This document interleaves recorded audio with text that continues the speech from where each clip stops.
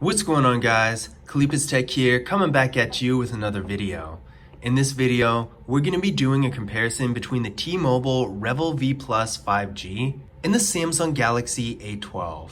Now, before we go any further, I do want to remind you to go ahead and hit that thumbs up button and subscribe to the channel. It helps us out a lot. But with that being said, let's get into the video. So the T-Mobile Revvl V Plus 5G has a 6.82-inch IPS LCD display with a resolution of 720p, a PPI of 263, and an aspect ratio of 20:9. We got a water drop notch up here for the front-facing camera, and this camera is 16 megapixels. Overall, this is a really big phone, and it's not very thin either, so if you're not a fan of bulky phones, then this might be a drawback. But on the other hand, the display is huge, which is going to give you a great experience for content consumption. So if you're streaming videos, playing a game, even viewing photos, this is going to be a big advantage. Now, the resolution might not be the highest at only 720p, but I want to say most phones in this price range have the same kind of thing going on. Usually they're all 720p IPS LCD displays.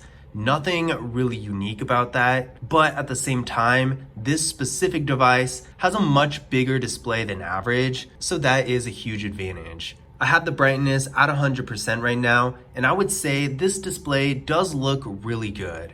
The Samsung Galaxy A12 has a 6.5-inch IPS LCD display as well, PLS IPS LCD, slightly different thing. This phone also has a resolution of 720p, a PPI of 270, and an aspect ratio of 20:9. Up here, we got another water drop notch, and this camera is 8 megapixels. So overall, in terms of quality, I would say these phones pretty much have the same level display, but I am going to give the advantage to the Revvl V Plus 5G because the display is so much bigger than the display of the A12. It's really clear just from looking at these two phones which one is going to be better for content consumption. But that being said, again, this phone is on the larger side, not only in terms of size, but it's also kind of bulky. So if you do prefer a smaller, more manageable phone, a case can definitely be made for the A12 because while it's not nearly as large, it still has a large enough display to give you a decent experience with content consumption, and at the same time, it's small enough to easily hold in your hand and carry around in your pocket without it ever being awkward or uncomfortable. These phones both have 64 gigabytes of internal storage with microSD card expansion. Now keep in mind, this version of the Samsung Galaxy A12 is the international variant, and if you're getting a US model, you might end up with only 32 gigabytes. So keep that in mind. There are two variants, so if you do want the 64 gigabyte variant, be sure to pay attention to the storage when you're buying it.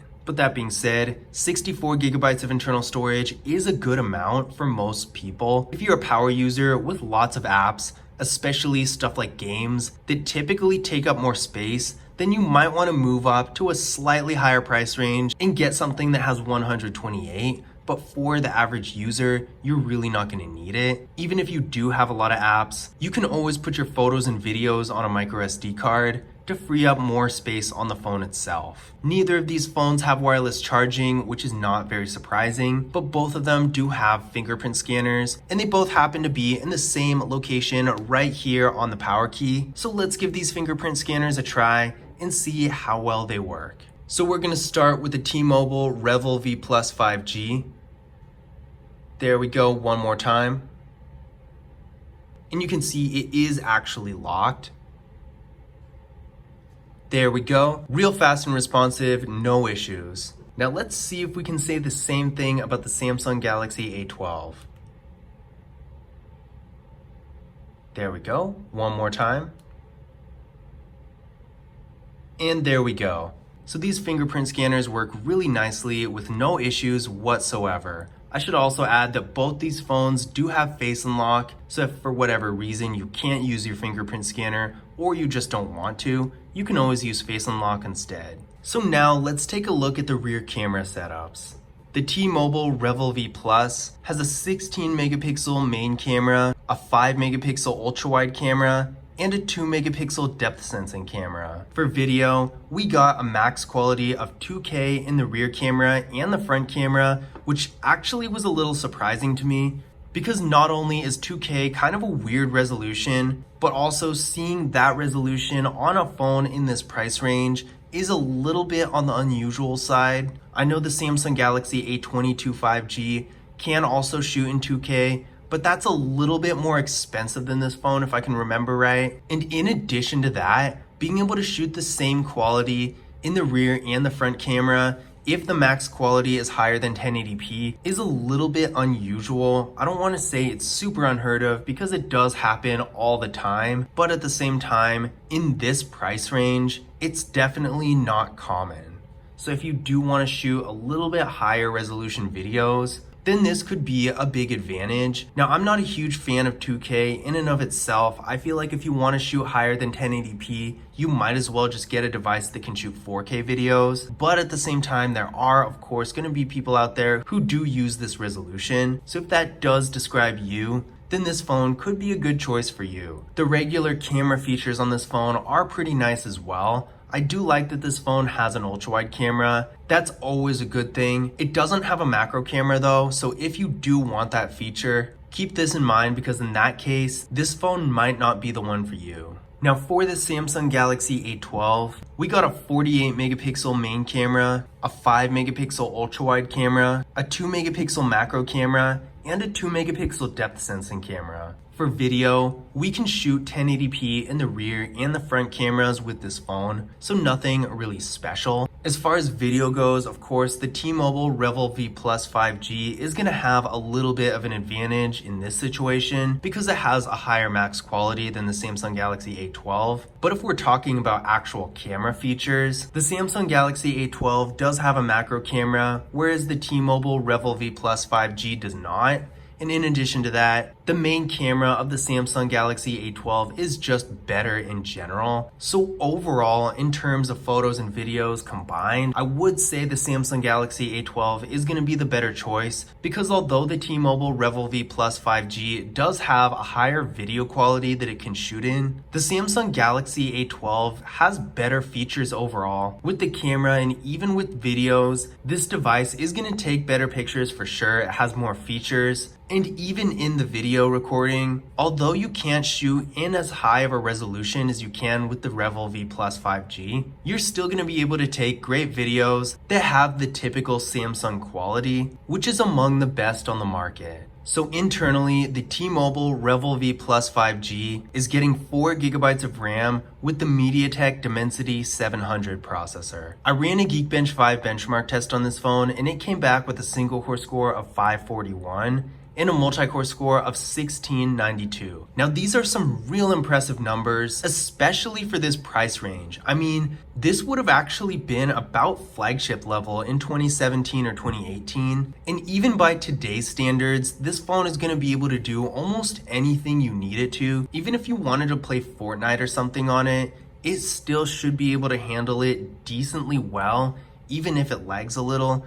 It will have some trouble in those super high-end activities, but at the same time, for everything else, especially if you're just using your phone for basic activities, which most phones in this price range are only meant for, you're gonna get a lot of value out of this because browsing the web, going on social media, that's really gonna be easy tasks for this phone. It's gonna be like nothing to it. So you'll be able to do that a lot faster and you'll have a better experience overall. Now the Samsung Galaxy A12 is getting 4 gigabytes of RAM with the MediaTek Helio P35 processor. Now keep in mind, like the storage, the RAM isn't quite consistent with the US and international models. This specific phone right here is the international variant, so we do get 4 gigabytes of RAM, but with the US version, we're only getting 3 gigabytes of RAM, so keep that in mind. That being said, of course, I ran a Geekbench 5 benchmark test on this phone as well. And we came back with a single core score of 169 and a multi-core score of 965. So this really isn't nearly as powerful as the T-Mobile Revvl V Plus 5G.